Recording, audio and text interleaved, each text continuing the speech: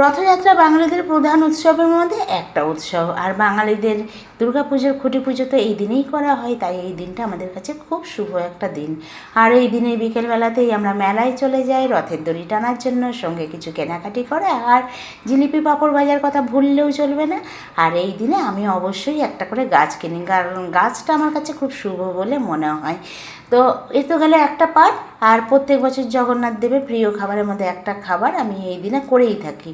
আজকের তার অন্যথা হয় কেন, আজকেও আমি করে নিয়েছিলাম।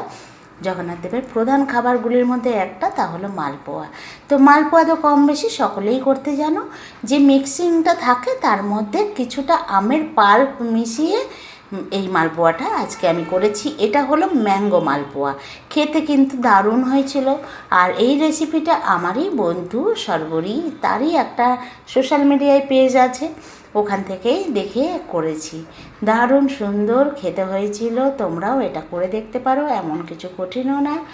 তো কেমন লাগে তোমরা খেয়ে দেখে অবশ্যই আমাকে একটু জানাবে, তাহলে আমারও ভালো লাগবে।